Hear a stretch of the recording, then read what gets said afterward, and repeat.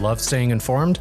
Subscribe now and get unlimited access to local news, weather, and sports for just 99 cents a month for your first 3 months at inforum.news/join.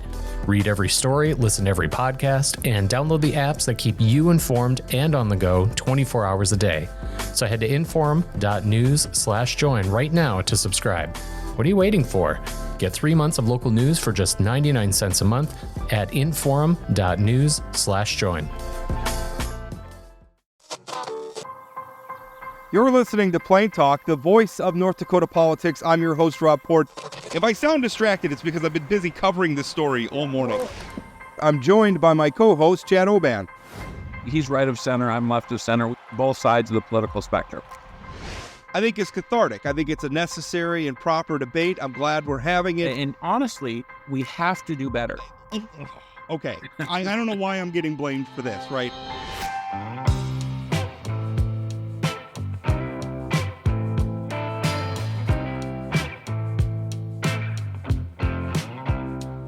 Today we have another debate in our series of debate. We did a debate with the U.S. Senate candidates and a debate with the U.S. House candidates and a debate with the gubernatorial candidates. But today we're not talking to candidates. Today we're talking about, well, at least not candidates anymore. Both of these gentlemen were candidates in the past for elected office, but they're not running for elected office. Instead, they're each going to make a case, one for, one against, Measure 4. Now, Measure 4 is the property tax measure. It's widely said would abolish property taxes. More specifically, though, what it would do is it would abolish property taxes on property value. So other types of property taxes would still be allowable. And in fact, there is talk already. I know at least one state lawmaker who is already drafting plans for a tax on square footage if this measure should pass. So anyway, that's kind of beside the point. We're going to be talking about Measure 4 today. The other thing Measure 4 does is it doesn't eliminate the tax if a mill levy is tied to like an ongoing bond or some sort of indebtedness, so that those are exempt. So if this passes, property taxes affiliated with a bond or something that a local governing entity is paying off, those would not be eliminated. That's what the measure is. I'll introduce our guest now.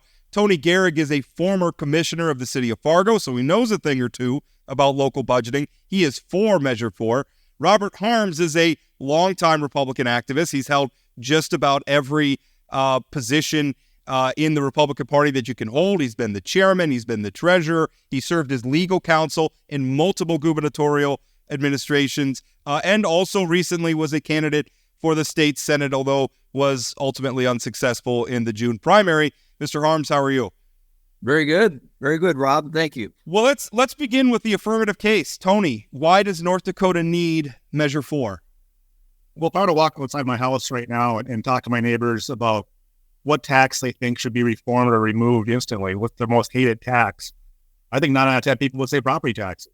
You don't hear a whole lot of complaining about income tax or other taxes, but every year, especially around this time when people are receiving their letters from the county, that their property taxes your value's gone up, therefore your taxes have gone up. And they always say, well, it doesn't automatically mean there's an increase in how much you're going to pay because we can reduce the mills. Well, we can always do that, but it never happens. We talk about relief from the state, it never sticks. And when there is relief from the state, it just turns out that the locals raise their taxes here. So it doesn't get to the regular taxpayer.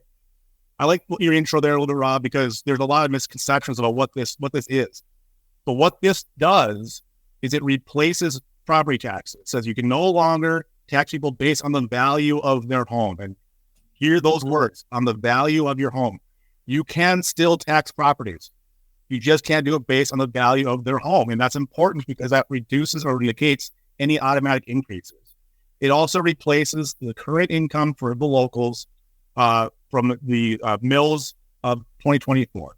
So the state will be paying in perpetuity the amount of income, say for the city of Fargo, let's say it's $25 million just for the city of Fargo. Okay. They'll pay that $25 million forever. Okay.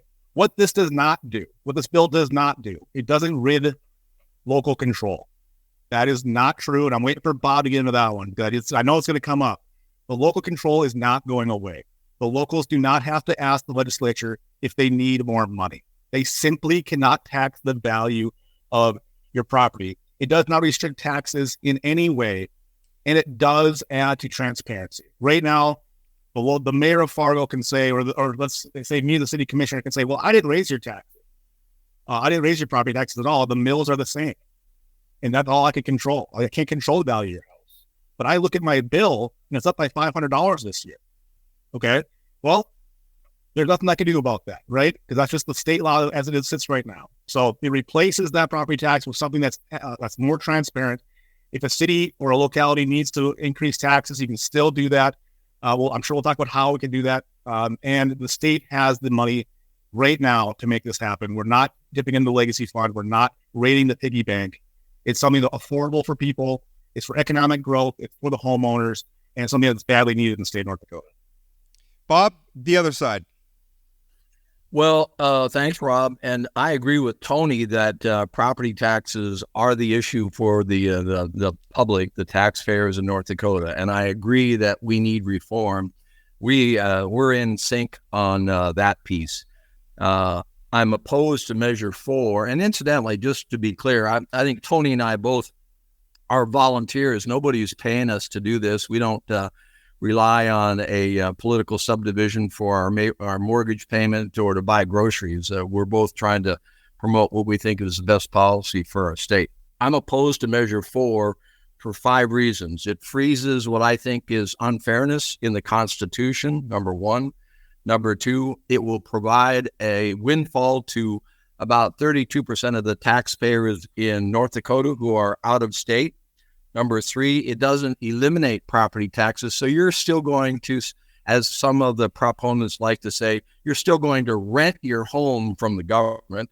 Number 4, there's not enough money to fund it in the general fund. We'll get to that in a minute. General fund is $6 billion.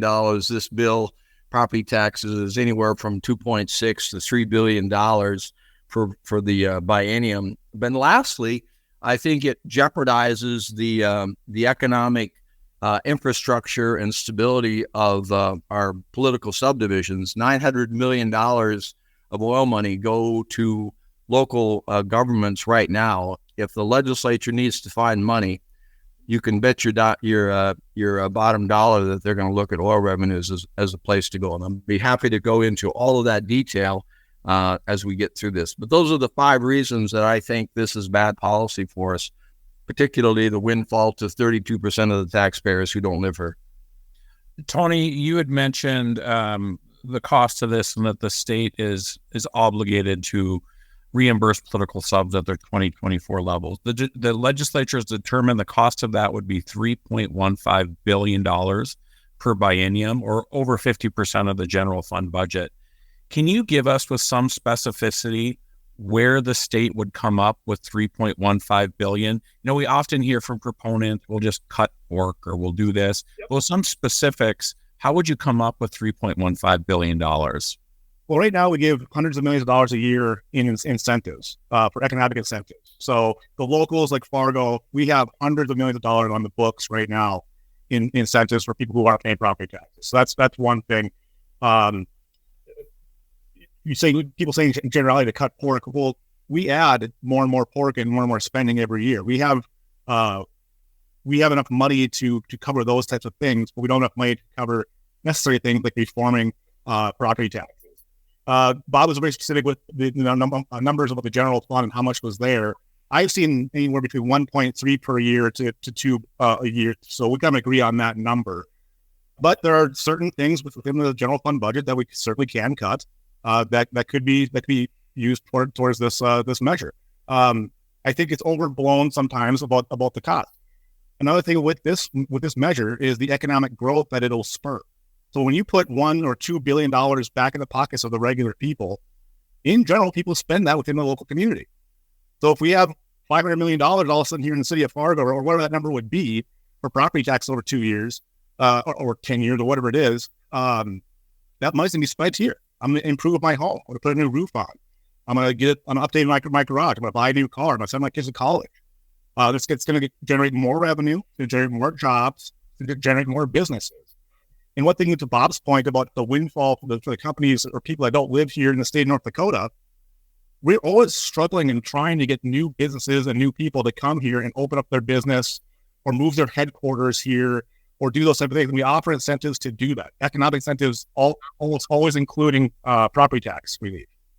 I don't see that as a bad thing. That's a good thing. So that economic growth is going to go largely into how we pay for this. There is pork within the budget that we can cut. And I think that we have the money right now to do this. So I just want to clarify, the legislature has determined the cost of this, and it will appear on the ballot, is $3.15 billion, and that will be on the ballot. So, Bob, your response to Tony? Well, I think that's one of the key issues is whether there's enough money in the general fund to find that $3 billion. And that's what I've been saying since I started talking against this measure months ago, was that we have a $6 billion general fund.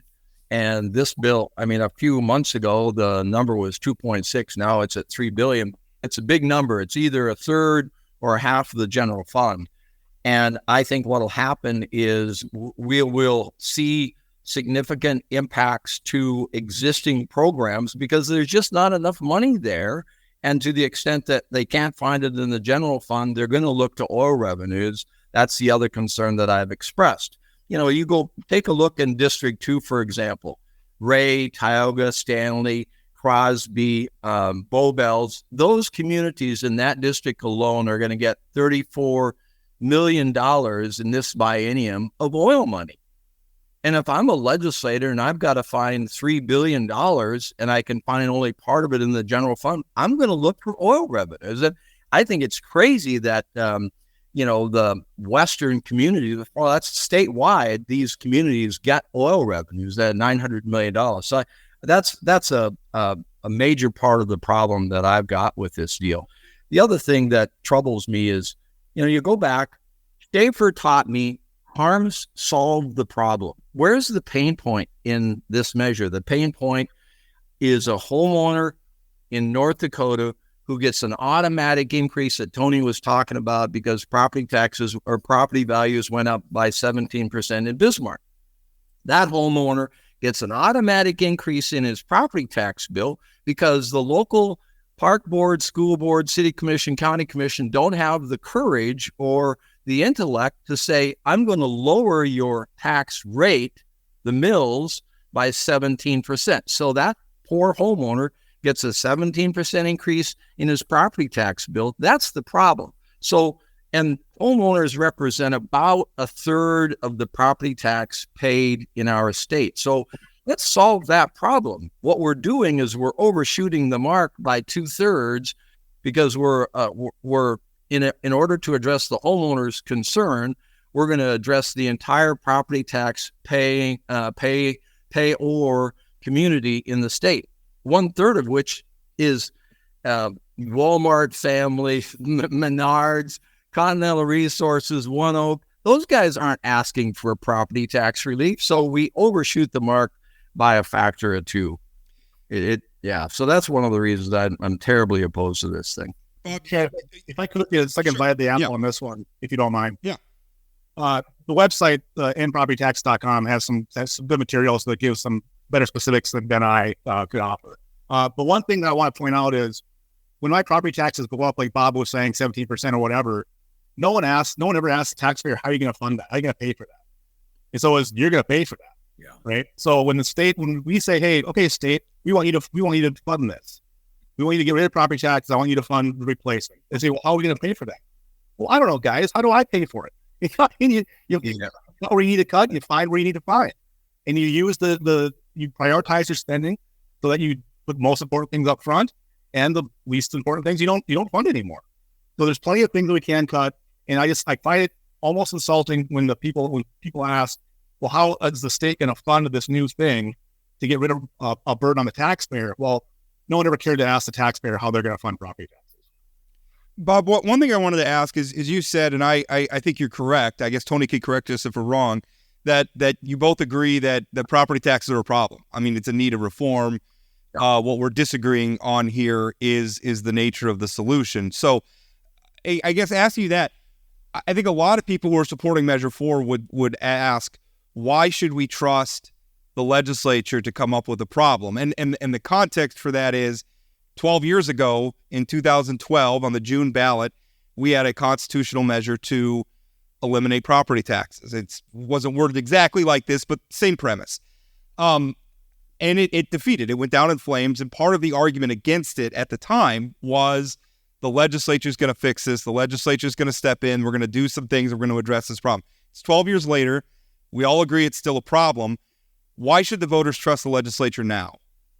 Well, I agree. That's a legitimate concern, and I've been disappointed with the state's response. Disappointed in the state's response to property taxes, because what we've done really is just thrown $7 billion at the issue and not had property tax reform. So I agree that concern is valid. I would answer it in a couple of ways. One, this is the second time that the North Dakota voters have been faced with a constitutional measure relating to property taxes. So I think that's a signal.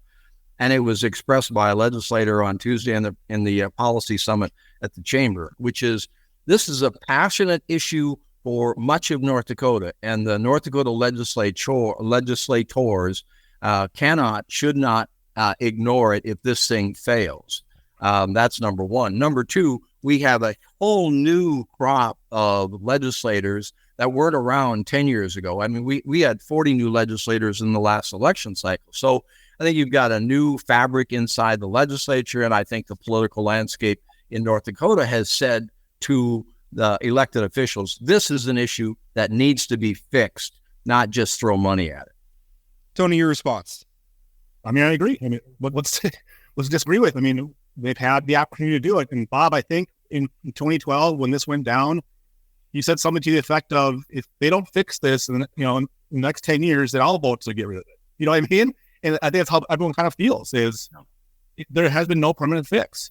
And look, again, it's the most hated tax. It's the one that everyone fears the most. Yeah. It's got the most repercussions. If you can't afford this tax, you literally lose your home or your property. There's better ways to do it. And I guess my question to everyone would be, okay, leave everything else aside. If you think we could afford this, if the state could afford this, this getting rid of property taxes, and you all believe that, would you vote for it? And I think that the vast majority of everyone would. Okay, so there's that scare tactic there in my mind where people are saying, well, we don't want to get rid of the legacy fund and we don't want to bankrupt the state. It's like, you guys, that's not what's going to happen. All right, I have some numbers, I guess. Bob would know better than I would, but 10, 15 years ago, the state budget was $2 billion. All right, now it's $6-7 billion. All right, we'd increased spending that much in the last 15 years. And we can't find enough money to relieve property taxes. I can't believe that. That is way too much of an increase in that short amount of a time to say, well, we just need to spend that much more. That's wild. So I agree with Bob. This is a major problem. They hadn't fixed it. So, I mean, if anything, you got to look at the legislature and say, hey, this is on you guys. This is why we're having this vote, because you guys didn't fix the problem. Did you want to respond? Yeah, I do. To answer Tony's question, if we could afford it, would I support this measure? And the answer is no.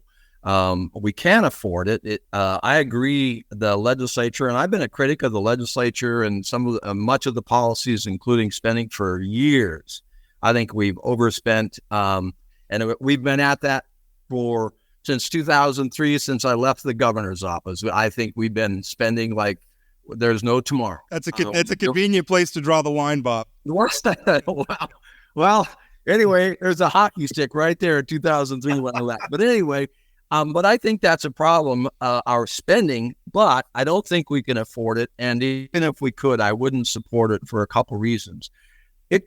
This measure it freezes some unfairness in our Constitution. Let me give you 2 or 3 examples. Let's just say Tioga has been very conservative in its budget and is fiscally responsible, and Watford City has been spending like there's no tomorrow. Those 2 budgets get frozen into our Constitution. So if Tioga's got a $2 million budget because they've been conservative, and Watford City has a $5 million budget because they've been spendthrifts, those 2 budgets get frozen into the Constitution. So Tioga's punished and Watford City is rewarded. And that applies whether it's a school district, a park district, or a county commission. Secondly, let's take Tioga as an example. Let's say there's a $500,000 bond payment that they're making in the current budget, $500,000 bond payment in their current budget. but it's the last payment that they make. So that $500,000 payment gets frozen into our Constitution. So they get a windfall. They don't owe that bond payment the next year. It's been paid off, but that $500,000 obligation is frozen into their Constitution. So they get a windfall in that regard. So those are some of the concerns that I have with regard to freezing the budget and the mechanism that Measure 4 provides. And the third thing that I don't like about it is there's no mechanism for, or the third thing I don't like about it, and we've seen this up here in the northwest part of the state. People, elected officials, are inflating their budget for 2024 because they know the state's going to pay for it. So we're creating some spending that never existed. There's a small community 50 miles away from me, zero tax levy until this thing came up. Now they've levied the maximum mill rate because they know in 2024 their budget gets frozen into the Constitution, and the legislature is going to send them money. That's crazy. Chad, That's just crazy. Chad, Bob brings up a really, I think, fascinating detail of the measure is that it does lock into place some of these. The legislature's obligation to fund local governments is locked in at 2024 levels. So, which is the point he's making. I want to give Tony a chance to respond to that. What would you say to people who are concerned about that, Tony? Legitimate concerns from the other side. There's nothing that I can say that says that's not true, because that's exactly what the bill says. You lock in for 2024. So you have the city versus city kind of argument. Well, it's kind of what they were doing. So city of Fargo, we levy a lot of taxes. West Fargo, they levy a lot of taxes. Horace, they do well. You know what I mean? I have a hard time saying, well, shoot, because my city is more responsible than that city, then let's just keep property tax. I'll just keep paying $5,000 a year in property taxes because I don't want to give West Fargo a good deal. I don't know, man. It's a hard sell for me to say that I should just keep on paying money because I don't want someone else to get a better deal than I'm getting. But Tony, along those same lines, there are also political subs who have chosen to pay for services through sales tax, which will not be reimbursed from the state. So why should somebody in Williams County have to pay sales tax for their parks, but the state will pay for my parks in Bismarck? Again, it's a legitimate concern, but it's not a big enough concern for me to say, yep, we got to keep property taxes in place. There's got to be a beginning and an end point to every kind of tax. And because there's a beginning and end point to every type of tax, that shouldn't mean that we just implement a tax and then say, well, that's going to go on forever, because that's just the way it's done. I feel the same way about assessments. I've wanted to get rid of assessments here in the city of Fargo for a very long time. People say, well, I already have an assessment, therefore we can't get rid of them because I already owe money. Well, so because you owe $10,000 for your road project, we're going to charge your neighbor $20,000 down the line because you don't want to have a better deal for them because you owe $10,000. I don't buy that comparison. I don't think it's legitimate. Now, is it a concern? Yes, it is a concern. Is it a huge concern to where I would vote against this measure? No, I wouldn't. And again, and Bob, you make good points with the bonds. Some people do use property taxes to fund or to guarantee a bond rate, something like that. That happens more rarely than I think people think, or that they realize. So if that happened to happen, in the last 4 years, and now all of a sudden it's going to get locked in, I'd like to see 4 cases where that's going to happen. You know what I mean? Of any significant amount of money. I would love to see examples of that. I don't think it's happening very often. Inflating the budget again. The city of Fargo asked for 2 more mills this year. So that's about, $1.6 million to be added on to the tax rolls. Did they do it because of this measure? I don't think so. I think they did it because they've been doing a crappy job of budgeting for the last 15 years. Again, if that's what a city is doing, I'd like to see 5 examples of where that would cost the state a bunch of money. I don't think it's happened. Now, are those legitimate concerns? Are they happening somewhere sometime? Yes, they are. But again, I don't think they're big enough concerns to say, you know what, because these guys are getting a good deal, I'll allow Port to pay property taxes forever.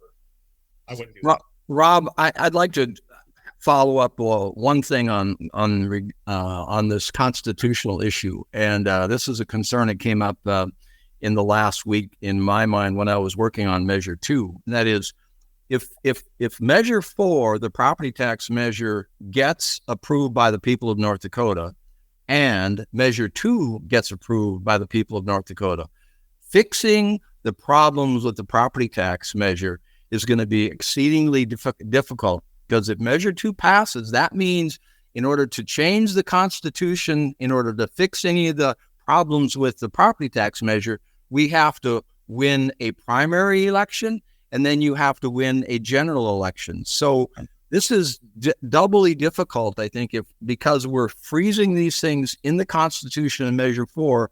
Fixing it is going to be doubly difficult if Measure 2 passes. We should explain what Measure 2 is for people who don't know. That's a reform to the initiated measure process itself. It's a constitutional amendment that was put on the ballot by the legislature. It would increase the number of signatures that constitutional amendments are required to get. It would also require that constitutional amendments be approved twice on the ballot, once in June and once in November. Am I missing any part of that, Bob? I think that's Nope, that's right. The gist of it. Okay. I'm not sure where we're at in asking questions. We got a little. It's a great discussion. But I lost track of our turn order, so I guess I'll go. Tony, let's talk about the local control issue, because we've been talking about dollars, having a debate about what's the state's capacity to replace this. But setting the dollars aside, this would be a very significant change in the the decision-making structure for local spending. Mm-hmm. And I think the argument from people against Measure 4 is, basically local communities are going to have to go begging to Bismarck to fund their needs. Now, maybe that's not a problem for Fargo, which has dozens of area lawmakers in the legislature and a lot of political clout. It probably matters. It's probably a very different obstacle for the city of Cavalier, for instance. Sure. So speak to that a little bit, address those concerns. Yeah, and again, this is what I hear about the most when I talk about the subject, is that local control, because that this has become a buzzword for so many different things. But it is legitimate. People don't want to have to ask the legislature for money when a new thing comes along. So I'll use Horace, for example. Horace is a town of 5,000 people south of Fargo.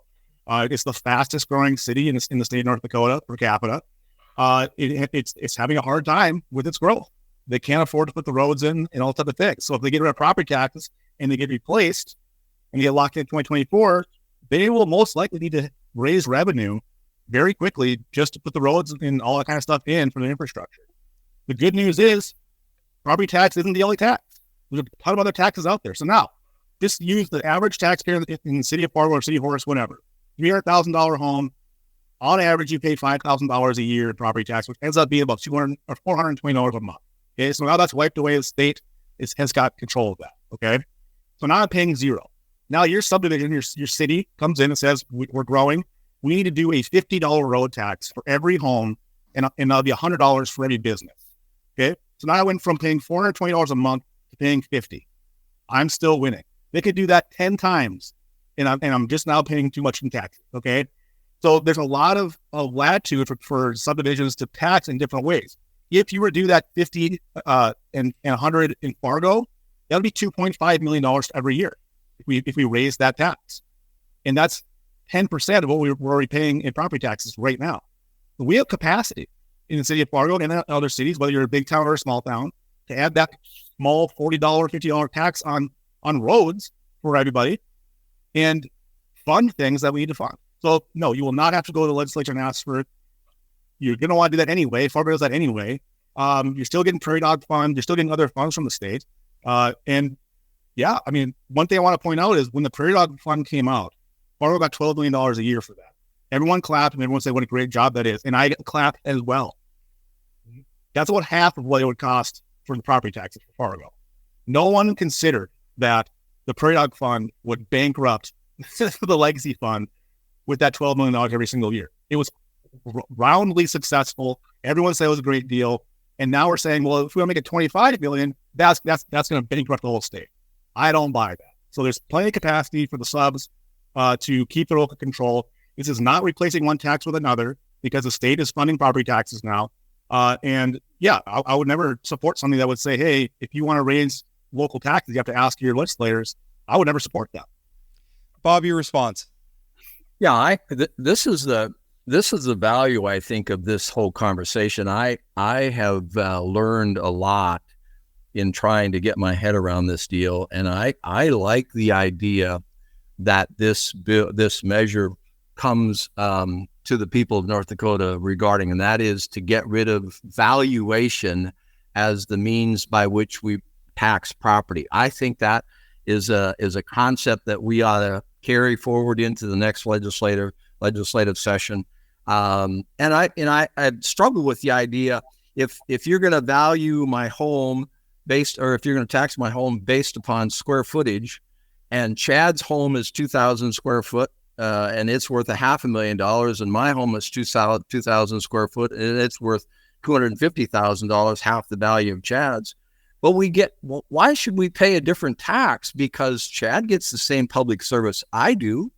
So I think this square footage idea has some merit as opposed to valuation. I mean, just because my house is worth $500,000 and somebody else's house is worth $100,000, and they're the same size and they're the same neighborhood, why should they pay more different tax? So I think there's some real value in this conversation that we're having with regard to getting rid of valuation as the metric by which we tax property and using some other means, square footage, linear footage, something like that. I think there's some real value in that. As to the local control, here's what I think is going to happen. If, let's say I'm a Williams County Commissioner and our budget is, let's $10 million. Okay, from now on, the $10 million budget is going to be paid by the state of North Dakota. But as a commissioner, I'm going to need another source of revenue. I don't want to go to the legislature with my hands out, holding my hands out, asking for money. I might have to do that, but I should also think, okay, well, how else might I raise revenue as a commissioner? Well, let's look at raising property tax based upon a per acre basis or based upon a square footage basis. And we'd have the ability to do that. To the extent that they don't, the legislature could give townships, cities, counties the ability to add a revenue stream. So I think the local control can remain to the extent that those local officials are creative. We're going to have some holes in whether or not a township has the ability to pass a sales tax. Now, let me say one other thing about good policy, bad policy. If local governments replace revenue or find new revenue through sales tax is the most regressive tax in the country. And so it affects poor people more so than it does somebody like Chad Hoeven, who's rich. I'm teasing Chad, of course, but it's a regressive tax. And so we shouldn't go down that road as the way of replacing the revenue or finding more revenue that local governments are going to need to have. So I think local control can be there.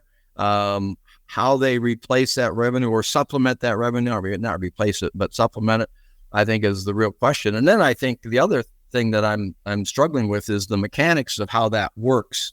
Maybe it's not that complicated, but I do like the idea of getting rid of valuation and using some other metric, and then that gets rid of that automatic increase that we all complain about when we get our property tax bill. So, Tony, you had mentioned that no other taxes would go up as part of this, that it's not a tax shift for the state, right? I mean, essentially you said earlier that you don't see this as a tax shift. Locals could come up with other ways, but I'm still not hearing where the $3.15 billion would come from. Wouldn't the state have to raise other taxes at the state level in order to find that $3.15 billion? Right? I mean, if they're obligated to send that out to the local political subs, I'm still not hearing from the proponents where that money would come from. You'd mentioned $100 million in incentives, but that's far short of $3.15 billion. I'm struggling with an answer to how are we going to have the same taxes, same services, that kind of thing, and just magically come up with $3.5 billion. And just can you elaborate a little bit more on where that, how the state, how you would advocate for the state to do that if this were to pass? The economic incentives are more like $300 million a year. So that's one place that we don't ever have to fund that and carry that burden. Again, the website, inpropertytax.com has a bunch of good sheets on there Talks about $150 million operational prairie dog, $200 million from legacy fund earnings.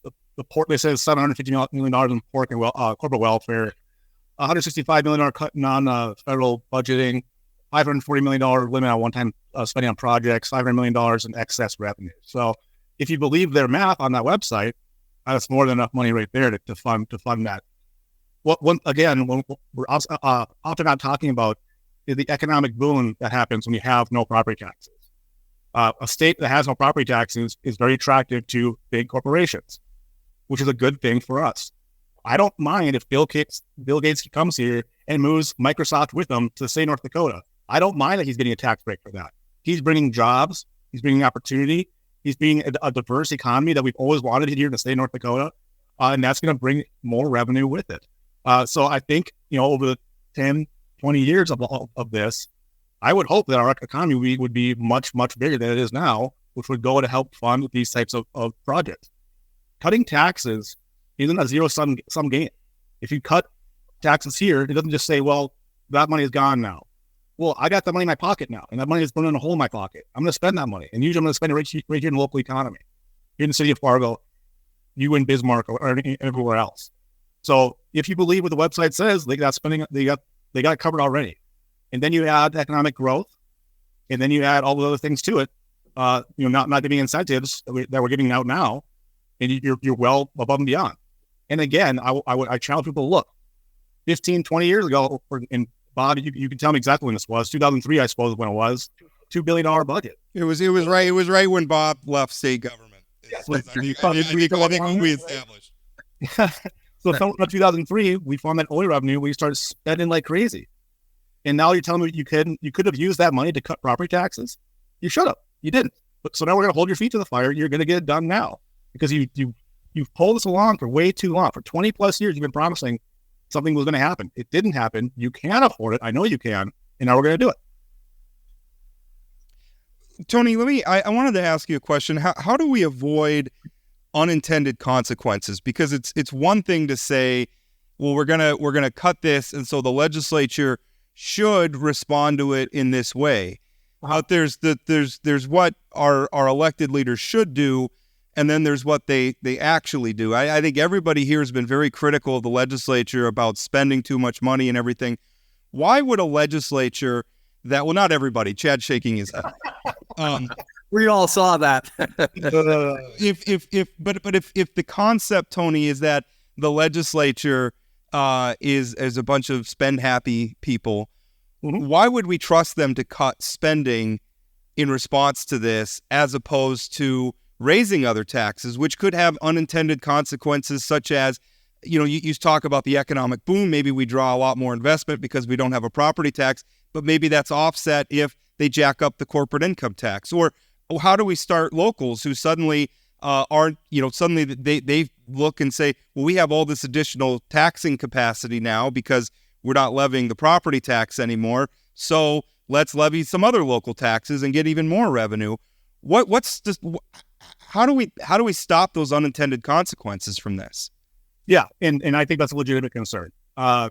Rick Becker, when I talked to him, I was elected official here in Fargo City Commission when the Prairie Dog Fund started. And I was applauding because that makes my job a lot easier when you give us $12 million a year to build roads and things. You know what I mean? He told me, he said, watch out, unintended consequences. You're going to see your budget's just going to go up. And I said, well, that's how is that possible? You're giving me free money. How is that possible for that to happen? Sure enough, it's gone up by 20+% in the last 3-4 years, our city budget here. So there are unintended consequences. It's very hard to avoid them. Of course, they're all elected officials, so vote them out if they're doing the wrong thing. That's number one, of course. But they're not going to really have a choice. I can't see them raising taxes by $3 billion every 2 years and no one noticing. You know what I mean? They're going to have to cut something in order to afford this. They're not going to be able to spend the way they've been spending, and they certainly shouldn't raise any taxes for this. If you believe, again, the proponents and their website and their documents, there's enough money right there. The locals, again, I agree with your concern. I think that many of them probably will abuse this in some sort of way. And I think that you'll see in very short order, places like the city of Fargo implement things like a road tax to fund things like bridges here in Fargo that are broken. So I think those things will happen. Now, are those things bad enough for me to then say, you know what, those unintended consequences might be real bad. Just charge me $5,000 a year, because that's what I pay in property taxes, $420 a month. So because there might be some bad things that happen that probably won't affect me very directly, I'm going to continue to pay $420 a month for a home that I own, by the way. I own my home outright. I do not have a mortgage. The only thing I pay for my taxes is my property taxes, and that paying insurance on this house, of course. So I'm renting my home from the city of Fargo and from the schools and the county for $420 a month. Am I going to keep that in place because legislators might raise the corporate tax by 1% or something? I don't think it's an argument. I would rather have no property tax. Bob, your response?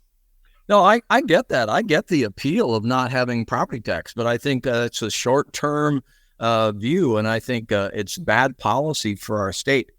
Back to Chad's question to the proponents about how we're going to find $3 billion. One of the things that has alarmed me from the very beginning of this conversation is that people regularly flirt with the idea that, we will just use legacy fund earnings, and it's on their website. That'll be part of the source of funding that $3 billion that we pay in property taxes today.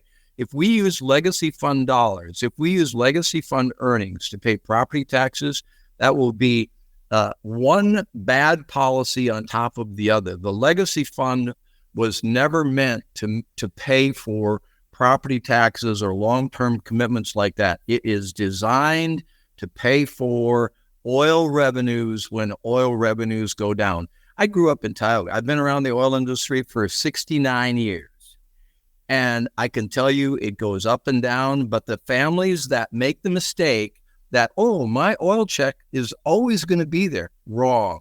And when they play that way and they live that way, they end up having financial problems down the road. And we will make a serious financial mistake for our people in North Dakota if we use legacy fund earnings to pay one dime of property tax. And frankly, we're using property tax. We're doing that already. They've made some commitments for property tax relief, paying property taxes already with legacy fund earnings. Terrible policy. So, Bob, I feel like every question's been directed to Tony, so I'm going to direct one at you here really quick. We don't talk a lot about the 15 to 20% of North Dakotans who rent where they live. Could you think about for a second, if a renter came up to you and said, tell me how this would affect me, why they should vote against it, and then Tony, why they should vote for it. Bob, starting with you, why should renters be opposed to this thing? Well, I have an opinion on just about everything if you ask my wife, but honestly, that one I'm struggling with. His landlord or her landlord would say, hey, if we don't have to pay property taxes, your rent won't go up. I don't know if I buy that premise, but the other concern would be, if you're a renter and you don't pay any property taxes and the local government's looking for new revenue, sales tax would be an easy mark to make, I think. It's in place already, whether you're in Tioga or Fargo or Williston. So that might be a good reason for the renter to say, I don't want my sales tax to go up. That would be a good reason. I don't know. Maybe you have the answer to that question, Chad. Well, I'm moderating this debate, so I'm not. Let's see if Tony has an answer. Tony, what would you say to renters? I've got the answer to that question. Renters pay property taxes. Okay, if property tax goes up by 20% here in the city of Fargo over 5 years, you better believe that your rent is going to go up with it, and probably almost exactly about the amount that it would cost the owners. I own a few rental places for a short time, basically, college area houses. When expenses went up, taxes went up, expenses went up, rent went up. I didn't eat it. I didn't just accept it. Now, am I going to go out there and say, well, if we take away their property taxes, will rents go down? I don't foresee that happening for the majority. I don't know that would happen. But I'll tell you right now, anyone from Fargo or the area knows rents have been skyrocketing, absolutely skyrocketing for the last decade. I mean, we've got kids paying more in rent than I pay for my house, than I paid for my house when I had a mortgage. And it's a lot. So I see that freezing. I see that not going up anymore. I see a time frame until the locals start taxing them for the roads or other things, I don't foresee them raising rents for a very long time. That's the benefit. Renters absolutely pay property taxes. I think the idea of landlords cutting rent in response to a property taxes going away is about as likely as the legislature cutting spending to address it. But let's, Bob, one thing that we've kind of touched on is, and Tony brought it up, and I wanted to have you address it maybe head on, is the idea that getting rid of the property tax would be an economic boon. And I suppose some of the arguments you could make is it makes it more attractive for, we're talking about locating data centers in North Dakota. That's a big topic right now. Maybe that becomes more attractive for them. Oh, we won't have to pay a property tax on our data center. Or, for instance, we were just talking about rents going up. Well, one reason rents are going up is that we don't maybe have as much housing available as we should. So maybe this makes investment in housing development look more attractive. How do you respond to that argument that this would be a boon for our state economy? Well, it's a possibility. I think it's an unproven premise. No other state in the country has ever done this. The premise is that if you lower taxes, the economy goes up, and I think generally speaking, that's been proven up. But there's another counter argument to the uncertainty that it creates within the state. Dustin Gavrilo, the North Dakota Watchdog, just put out a deal, a post, I think, within the last 24 hours. He makes the point, if it passes, it's probably going to take us a decade to figure out all the problems and put the mechanisms in place to make it work, if it's even workable. I think that creates some uncertainty. So if I'm running a company in Omaha and I have the possibility of coming to North Dakota because I don't pay property taxes, well, what else is going on in North Dakota that I need to be aware of? The uncertainty with regard to local taxes. How is the local government, whether it's in Bismarck or Tioga, how are they going to make up the revenue they need going forward to meet their service needs? So I don't think the premise is absolutely without. I think there's some uncertainty attached to that idea that lower taxes, the economy goes up. Tony? If you believe in economic incentives and you think those work, then you have to believe that getting rid of property taxes would do exactly the same thing, which in your mind would be to increase economic development in your city, in your state. The folks in Fargo, the city commissioners now in Fargo who vote for economic incentives, and what I mean by that is we give you a TIF or we give you a pilot, which basically says you're not paying taxes for a period of time. Could be 5 years, could be 40 years. Our longest one in Fargo is 40 years. And we wish we remove that burden for taxes. And the reason we're saying that we're doing that is because if they didn't get that incentive, that they wouldn't build that thing, and they definitely wouldn't build it in Fargo or in downtown Fargo, even better. So we remove those burdens, and the businesses say thank you, and then they build that thing.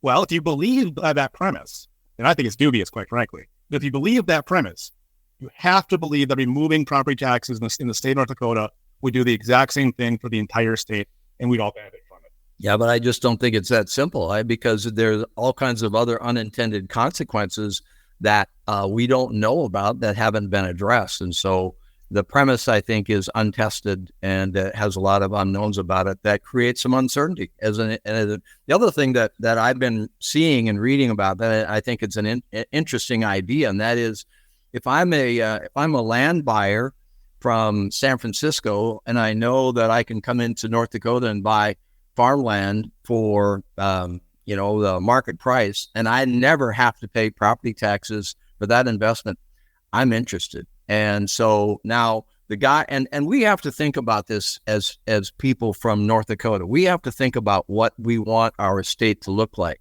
This has always kind of driven me crazy. We think, oh, we're going to have more jobs, economic growth. Well, what do we want the state to look like in 10 years when we're done? Do you want the guy from Ray to be able to buy farmland from his neighbor, or do you want him to compete from some guy in San Francisco who's never set foot in North Dakota and could care less about North Dakota? We've got to give some thought to that. Tony, Well, I'm sorry. My turn. Oh yeah. Well, I was going to follow up on something Tony said about incentives, because Tony, you kind of made a career during your time on the Fargo City Commission fighting incentives, and one thing that you famous for that frankly I found endlessly entertaining was asking people who were seeking incentives whether or not they would build their facility with the incentives, and almost invariably they said, "Yeah, we would build anyway." So doesn't that undermine your argument that property taxes is going to be a boon to this investment? I mean, your own work kind of proved that it didn't matter as much as I guess as so much of the economic development proponents claim it does. I totally understand the question, and great follow-up question. Here's the difference, Rob. Instead of picking spots in, say, Fargo, like downtown Fargo, and on this area right here, we'll give you an incentive for this, and therefore people build there. What I agree with incentives is, when you remove the burden in an area, that area does grow. That's obvious. The reason I oppose those things is because we're harming the others. To Bob's point, the unintended consequence of an incentive is you're benefiting this area while you're harming this area over here in Fargo. Because you're offering a business that may have built in South Fargo their new building. But you're saying, no, we want you to go into North Fargo, into downtown Fargo, and build here, and we'll pay you to do that. And therefore harm South Fargo. Now, if the entire city of Fargo was no property taxes, we wouldn't have to get those incentives. People would come here just to the city of Fargo and choose with the free market where they would want to be in Fargo. And very rarely would they choose downtown to build that business. It's more expensive to build there. There's more crime down there. There's all kinds of reasons why you wouldn't do that. So if the entire state is an area where there's no property taxes, we remove that barrier. And who's the one that gets harmed when we remove that barrier? Minnesota, South Dakota, Montana, everyone around us. They're the ones being harmed because we are more attractive in our area. So it fits perfectly within my reason to say that, we remove that tax burden, that area grows and the other areas don't. Well, if you remove that tax burden from North Dakota, we're going to grow and the others aren't. Can you imagine the atmosphere in Fargo versus Moorhead, Wahpeton versus Breckenridge, Grand Forks versus East Grand Forks? Which one do you suppose is going to grow faster? Where do you think people will build their homes? Do you think they'll pay $5,000, $6,000, $7,000, $10,000 a year just to live in Minnesota? No, they're going to move to Grand Forks. They're going to be right down the streets from where they work and play. So it's an obvious statement that when you remove a tax burden, you will see growth. We see it all the time. We constantly see it in a million different ways that we could do that. And it's to Bob's point, and I don't want to beat you up, Bob, but I don't want you to tell me where I should sell my property, right? If I own 1 million acres in North Dakota and someone from Mexico says, I will pay you what you're asking for that, sorry, Bob, I'm selling my property, But that's my point. We need to be thoughtful about the policies that we have in North Dakota and what we want to promote. Here's my point. I think that Measure 4 is something. It's created a great debate, and I think we're all learning some things as we go. I think getting rid of valuation as the means by which we tax property is a great idea. I think we ought to pursue that. I think we ought to get rid of almost every exemption that we have in North Dakota. So if everybody's paying property taxes, then everybody should pay property taxes. I think we should put in a cap for an annual growth and it can be a soft cap. Some Vicky Steiner, Representative Steiner, suggested that the other day. But have a 2-3% cap annual growth, and if you don't spend that amount, you can bank it. And let me offer one other idea as a better way to approach North Dakota policy, and that would be we should have local legacy funds. So if a community is getting low revenues and they don't need to spend it all, well, then they should be able to bank it. But we have an idea right now, if they're getting oil money, they have to spend it. And we've created this notion that we just have to spend. The other thing that we should do in North Dakota is get off the couch and vote. To have 20% of people in the primary vote and 80% of North Dakotans stay home in a primary election is shocking, terribly disappointing that we've got that kind of voter apathy going on out there. So get off the couch, vote, and I think we can do better than what Measure 4 calls for right now. So I want to talk a little bit about, Tony, earlier you said if you went outside, 9 out of 10 people would say property taxes is their least favorite tax. I agree 100% of that. I believe the reason why people feel that way is it's the most transparent tax. You and I have no idea how much we paid last year in sales tax. No clue at all, right? As individuals. So my question for you, if we're shifting to a different way to tax folks through sales or income, aren't we creating a tax situation where it's less transparent? I mean, I just got my statement. I'll say in Burleigh County, my taxes went down. My property taxes went down this year. But aren't we creating a less transparent taxing structure by going to sales or income or something like that? No, a good question. I like the question. Very good. The transparency comes when they want to add a tax. So yes, you're right. You get a statement that says what you got. Your taxes went down because you got an abatement, right? You got $500 from the state, I'm assuming. Yeah, the tax credit. Yeah. Otherwise, it would have went up like $50. Right. Exactly. Mine too. So now, if the city of Fargo, for example, wants to enact a road tax, they'll have to tell you how much it is. They're going to have to vote on it. Either they'll vote as a commission, in a simple majority, or they'll put it on the ballot for that type of thing. I would like to see those type of things on the ballot. It's a significant amount of money. It's like a sales tax, but a little bit different, obviously. But everyone's gonna be paying it. So no, I think it's gonna be more transparent because right now, when the city commission meets and they talk about property taxes, they just go, okay, are we going to raise the mills or are we not? If they don't raise the mills, no one says anything. Everyone notices that the taxes went up, but then I just get to say, hey, I didn't do it. Blend state, because they're the ones that mandate a 90 to 110% accuracy in your valuation, all right? But if I raise your road tax, then I'm going to have to tell you, hey, I want to raise your road tax. And we did this for a streetlight tax in the city of Fargo, by the way. It's only $2 or $3, but now it's like 10. And we had to vote to raise that. So just a really quick follow-up. Couldn't political subs already do that right now without Measure 4? Sure. Yeah. Okay. Bob, your response? Yeah, no, that's exactly right. The transparency, sales tax versus property tax, I don't know that is a conversation that we spend much time on, but you're right. I mean, the locals can do that right now. And that's what they should do. That's sort of the cap idea that I've been expressing, and that is give everybody a 2% annual growth rate. And if they want more, that they have to vote for it. You know, if the school board wants more than 2%, fine. Then we know which 5 school board members voted for more than 2%. We can do that right now without Measure 4 and without tipping the entire economic infrastructure on its head as a result of this measure. I want to ask kind of a unique question that goes against the position that both of you hold. So for Tony, I want to ask you, suppose you want Measure 4 to pass. Suppose it fails. Mm-hmm. What should we do as a state? And Bob, I'm going to ask you the same thing, but in reverse. Tony. I think what Chad said is and what Bob said is right. If this fails, the city of Fargo and their leaders should look at different ways to tax people besides property taxes. It's just too easy. I would love to see a $40 road fee in the city of Fargo, $50 road fee in the city of Fargo, and then reduce the mills by 16, something like that.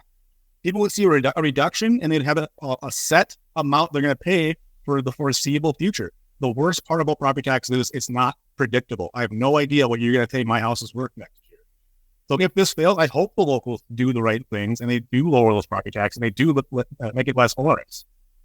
But I also hope that then the state legislatures do something about this that's more permanent. And then if they don't do that, like Bob said, we got to start voting people out. You know what I mean? We do have term limits now at the state level, so that's probably a good thing. But we got to start voting people out when they don't vote in the best interest of people. Bob did that, I guess. So that kind of that same question to you. Suppose this passes, what's the best path forward for the state of North Dakota? Boy. Well, I think the answer to that probably will be to pull the counties and cities together and identify the legal authority that they have for supplementing their revenues. I mean, so their 2024 budget will be paid by the legislature. I get that. There's no mechanism to increase that. But that would be one thing, so that everybody at the local level understands what their authority is for maybe taxing property based upon square footage on a per acre basis. If I'm a farmer, I'm wondering how this is going to affect me if we start taxing just based upon us on a per acre basis. Man, I haven't given that a lot of thought, but that would be the first thing, because the locals are going to need some idea as to what their mechanisms are that they can use to supplement their budgets, number one. And then number two, I think they are going to have to look at revenue losses, because the legislature, there's just not $3 billion slop laying around in the general fund. They're going to have to look at oil revenues. And I would pull the city and counties and the schools together and say, look, here's the revenue stream you get from oil right now. You're going to have to prepare for some kind of change in that revenue stream, because some of that money is going to go to pay the property taxes. I don't know. You've asked me a tough question. I don't have a really good answer. I'm sorry. Well, that's what we like to do here on Plate Talk. Although usually our guests are rarely so honest as to admit that they don't have a good answer. Usually we just got an answer whether it's good or not. Gentlemen, I want to thank you both for your time. I think this was, I hope you both found this to be a very good discussion. I think it was. And I really appreciate you giving us your time. That's it for today on Plain Talk, the voice of North Dakota politics. Plain Talk is a production of Forum Communications Company. Got a question, comment, or suggestion? Send me an email at rport@forumcom.com. That's forumcom with 2 M's.com. If you haven't subscribed to Plain Talk yet, you can find us on YouTube or your favorite podcast platform like Spotify or Apple Podcasts. For those of you who are already hooked, give us a rating or review. And don't forget to share or tell a friend. Special thanks to my co-host Chad Hoeven, and from myself and everyone at Plain Talk, thanks for listening.